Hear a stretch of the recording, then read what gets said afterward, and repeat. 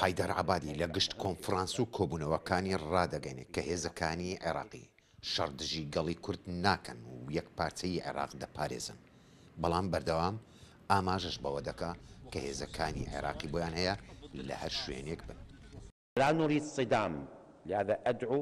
نامانەوێت بەریەکەوتن ڕووبدات لەبەرەوە داوا لە هێزەکانی پێشمەرگە و سەرجەم هێزەکانی دیکە دەکەین کە لەو ناوچانەدان خۆیان دووچاری بەریەکەوتن و شەڕ نەکەن لەگەڵ هێزەکانی حکومەتی فیدراڵدا. هێزەکانی حکومەتی فیدراڵ ئەرک و بەرپرسیارەتیشی لەسەر شانە کە ئاسایش لەو ناوچانە سەقامگیر کات، نەهاتۆ بۆ ئەو ناوچانە بۆ ڕوبەڕووبوونەوە. لەم چەند ڕۆژەی ڕابردوو بە پێی زانیاریەکان کە هێزەکانی حەشدی شابی لە سنووری کەرکووک نزیک بوونەتەوە و پێشمەرگەش دەڵێن ئێمە لە ئامادە باشی داینەوە و ئەمڕۆ حەشدی شابی ناتوانێت هەنگاوێکی تر بنێ بۆ داگیرکردنی خاکەکانی ژێردەستی پێشمەرگە.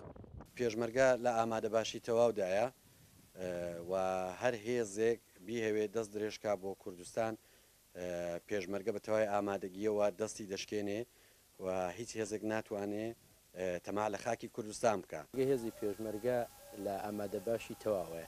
هێزی پێشمەرگەیەک توانی ئەفسانەی داعش تێک بشکێنێت، حەشدی شعبی نەسوپای عێراق و ئێرانیش بێتە ئێرە ناتوانێت پابنێتە خاکی کوردستانەوە.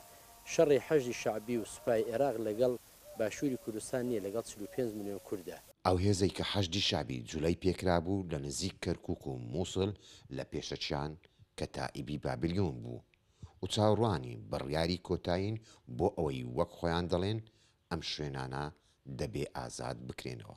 متجاوزين على تلك المناطق. هێزەکانی پارتی دیموکراتی کوردستان دەستیان زیاتر بەسەر ئەو شوێنانەدا گرتووە. ئێمە چاوەڕوانی فەرمان دەکەین بۆ گەڕانەوەی ئەو ناوچانە، بەڵێ هێزەکان ئامادەن بۆ ڕزگارکردنی سەرجەم ئەو ناوچانە. هیچ کەسێک ناتوانێت ڕێ لە یەک سەرباز بگرێت لە یەکە لەشکرەکانمان و لە لەشکری عێراق و پۆلیسی فێدراڵی بۆ ئەوەی بستنە ناو هەر ناوچەیەکەوە کە هەیە. گوتەبێژی حەشدی شابی تایبەت بۆ دەنجی ئەمریکا ڕادەگەینێ کە ئەوان داوای شەڕ ناکەن، بەڵام ئەگەر شەڕیان لەسەر سەپاندین ئامادەین کۆنتترۆلی گشت ناوچەکان بکەین. ئاواتەخوازین ئەو ناوچانە لە ڕێی دەستورەوە بگەڕێندرێنەوە. ئاواتەخوازیشین کە مەسعود پەنا نەبات بۆ ئەوەی شەڕی ئێمە و پشوو درێژی ئێمە تاقی بکاتەوە. ئەگەر ئەوە بخوازێت گەورەترین شکست خواردوو دەبێت. ئێمە شەڕ ناخوازین و ئاواتەخوازی نین، پشتیوانی لە شەڕ ناکەین، بەڵام ئەگەر بسەپێندرێت بەسەرماندا ئەوە ئێمە شەڕ دەکەین.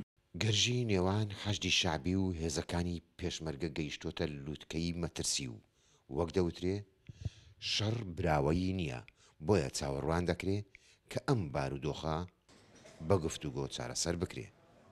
لە بەغداوە نزار عەبدوڵڵا، دانجی ئەمریکا.